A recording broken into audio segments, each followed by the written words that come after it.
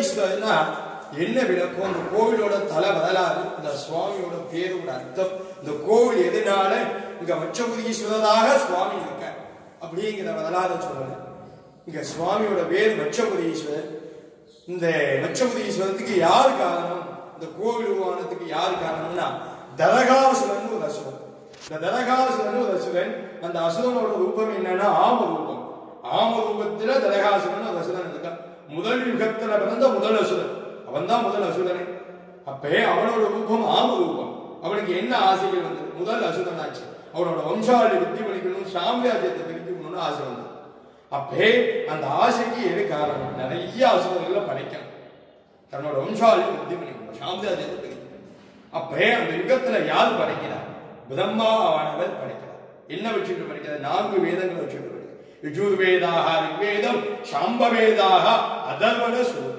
இந்த 4 வேதத்தை வச்சுட்டு பிரம்மா படைக்கிறார். பெருமாள் என்ன பண்றார்? சங்கு சக்கரத்தை வச்சுட்டு பெருமாள் காக்கிறார். பஞ்சபூதங்களை வச்சுட்டு சிவபெருமான் ருத்ரனாக அளிக்கிறார். இப்போ 3 பேருக்கு 3 விதமான வஸ்துக்கள் உண்டு, 3 விதமான பொறுப்புகள் இருக்கா. இந்த தரகாசுரனுக்கு என்ன ஆசை? நிறைய அசுரர்களை படைக்கணும். இப்ப படைப்புக்கு யார் காரணமா இருக்கா? பிரம்மா. என்ன வச்சுட்டு படிக்கிறார்? வேதங்களை வச்சுட்டு படிக்கிறார். அப்படி பிரம்மா அசந்த நேரமா பார்த்து பிரம்மலோகத்துல போய் இந்த தரகாசுரன் போய் 4 வேதத்தை களவாண்டிட்டு வந்தான், திருடிட்டு வந்தான். அப்படியே களவாண்டிட்டு வந்து அவனே எங்க வச்சுட்டு காணாமா? அவனோட ரூபமே ஆம ரூபம். ஆமைகள்லாம் எங்க இருக்கும்? பாதாளத்துல இருக்கும், கடலுக்கு அடியில பாதாளத்துல இருக்கும். அப்படி பாதாளத்துல 4 வேதத்தையும் மறைச்சு வச்சுட்டு இருக்கான். வேதத்தை மாத்தி மாத்தி எழுதிட்டு இருக்கான். லோகத்துல பிறக்கிற குழந்தையாலா, பூத குழந்தைகளா, அசுர குழந்தைகளா பிறக்கிறது. இத பிரம்மாவால பார்த்துட்டு இருக்க முடியல. தன்னோட வேதங்கள்லாம் திருடின்னு போய் மாத்தி மாத்தி எழுதிட்டு இருக்கானே. லோகத்துல பிறந்த குழந்தையாலா, பூத குழந்தைகளா, அசுர குழந்தைகளா பிறந்துட்டு இருக்கேன். இதை மீட்க முடியாதா? இந்த அசுரனை அழிக்க முடியாதா? என்னோட வேதங்களை எனக்கு திரும்பி கிடைக்காதானே? இந்த வேதங்களை காக்க முடியாதான்னு சொல்லிட்டு காக்கும் கடவுளான மகாவிஷ்ணு நோக்கி தவம் செய்தார் பிரம்மா. ஏன்னா அவருதானே காக்கும் தருவ.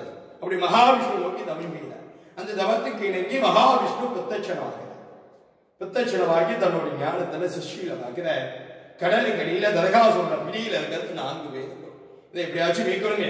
கடலுக்கு அடியில போகணுமே, ஜலத்துக்கு அடியில போகணுமே, நீருக்கு அடியில போகணுமே, பாதாளத்துக்கு அடியில போகணுமே. அப்ப எந்த ரூபமாக தன்னை மாத்திண்டா சுலபமா நீருக்கு அடியில போகலாம். எந்த வஸ்துவா இருந்தால் நீருக்கு அடியில சுலபமா போகலாம். பெருமாள் தன்னே பெரிய விஸ்வரூப மீனாக மாத்தினார். தன்னை பெரிய விஸ்வரூப மீனாக மாத்திண்டு கடலுக்கு அடியில போல. கடலுக்கு அடியில போய் அந்த தரகாசுரனை பார்க்கிறேன். தரகாசுரனை பார்க்கும்போது பெரிய போர் நடக்கிறது. அந்த மீன் ரூபத்தில் உள்ள மகாவிஷ்ணுக்கும் ஆம ரூபத்தில் உள்ள தரகாசுரனுக்கும் போர் நடக்கிறது. அந்த போர்ல தரகாசுரன் அழியப்படுறான். அழிஞ்சு 4 வேதத்தை மீட்கிறார் பெருமாள். மீட்டு பிரம்மாட்டையும் கொடுத்தார். பிரம்மாவுக்கு மனசாந்தி வேதம் கிடைச்சோம். ஒவ்வொரு வேதம் அவங்ககிட்ட கிடைச்சிருக்கு மனசாந்தி. இப்ப என்ன ஆயிடுச்சுன்னா, இந்த அழிக்கிற வேலை யாருக்கு உரியதுன்னு சொன்னேன்? சிவபெருமானுக்குரிய. சிவபெருமான் அழிச்சாதான் லோகத்துல எந்த ஜீவராசியும் புண்ணியம். மத்த யாரு அழிச்சாலும் அது பாவம் தான். ஏன்னா அவர் தான் அழிக்கிற வேலையில இருக்கா. மத்த லோகத்தை ஒரு ஈரமக்குன்னா கூட பாவம் அழிஞ்சு. இதெல்லாம் பாவம். ஒரு உயிரை அழிக்கிறதுக்கு நமக்கு தகுதியே கிடையாது. படைச்சவன் தான் அழிக்கணும், உருவாக்குறவன் தான் அழிக்கணும், நம்ம அழிய கூடாது. அப்படிங்கிற ஒரு தாழ்வரியத்துல பெருமாள் அழிச்சிருந்தா அவரோட வேலை காக்கிற வேலை மட்டும்தானே. அவர் வேலையை தானே பண்ணணும். 20 வேலையை இவர் பண்ணக்கூடாதுன்னா அது பாவம். அதனால என்ன பண்ற, அவரோட சுயரூபத்தை அவரால் அழிக்க முடியல, மீனோட ரூபத்தை அவரால் அழிச்சிக்க முடியல. அதோட யாரோட அனுகிரகம் பண்ணணும்? சிவனோட அனுகிரகம் பண்ணணும். அப்ப என்னென்னமோ பண்ணி பார்க்கறதா மீனோட ரூபம் அழிய மாட்டேங்கிறார். அப்ப என்ன பண்ற, மீன் ரூபமாக இருந்து சிவபெருமான நோக்கி தபசு பண்ண ஆரம்பிச்சார். அப்ப அந்த தவத்துக்கு இணங்கி அங்கே சிவபெருமான் பிரத்யட்சணமாகி என்ன சொல்ற, இந்த மாதிரி இந்த கதையில வரலாம். அந்த கோவில நீங்க பார்க்கலாம். அப்புறம் என்ன சொல்ற, இந்த தேசத்துக்கு வா, இங்க எனக்கு லிங்க பிரதிஷ்டை பண்ணி லிங்க பூஜை பண்ணு, உனக்கு நான் முக்தி தரேன்னு சொல்லி சிவபெருமான் மதன். அப்ப இந்த லிங்க பிரதிஷ்டை பண்றாதமா பெருமான் மீன் வடிவாகவே உள்ள வந்து இங்க லிங்க பிரதிஷ்டை பண்ணி லிங்க பூஜை பண்ணி முக்தி அடைகிறார். அதனாலதான் பெருமாள் மச்சவதாரத்துல பூஜை பண்ண லிங்கம் மச்சபுதீஸ்வரராக அடைகிறார்.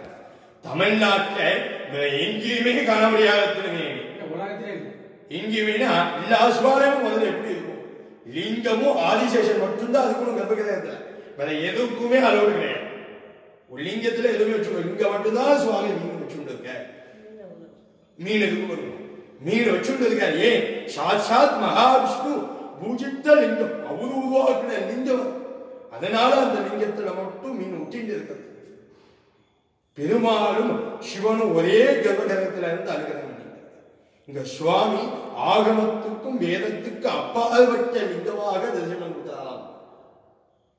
இங்க சுவாமி மட்டும் தாகமத்தை மாத்திட்டு எங்கேயுமே காண முடியாத தட்சிணாமூர்த்தி. அடுத்த புராணம் சொல்றேன் பண்ணுவோம், இன்னொரு அதிசயம் சொல்றேன் பண்ணுவோம். இந்த கோவில் எண்ணற்ற அதிசயங்கள் உண்டு.